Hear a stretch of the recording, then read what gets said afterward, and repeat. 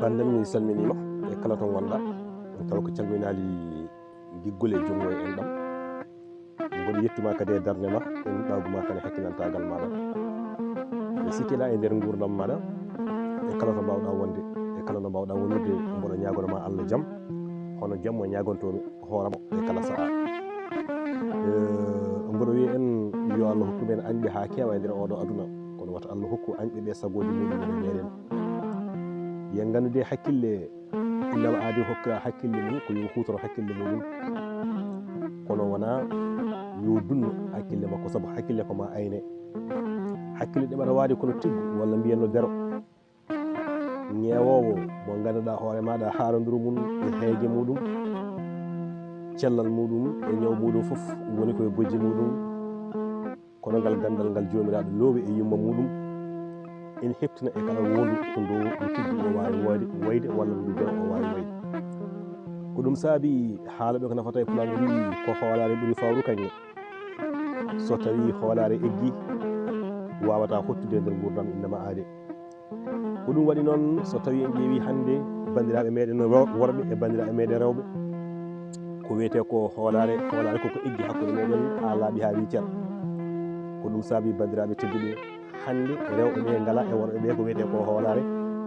worɓe ɓe ngala e rewɓe ɓe ko wiyete ko hoolare moni fof mo jiiɗa ene sikka bandum walla ene sikkito bandum walla ene ñippino bandum ene heɗo ene hettino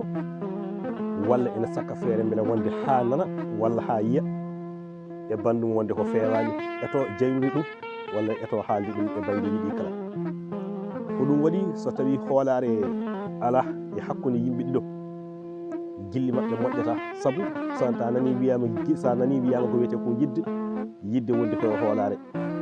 sa nani wiyama dewgal wondi koye hoolare hakkude jinnaɗo e ɓiɗɗo yataw hoolare en ɗon hakkude almudo e ceerno muɗum yataw hoolare en ɗon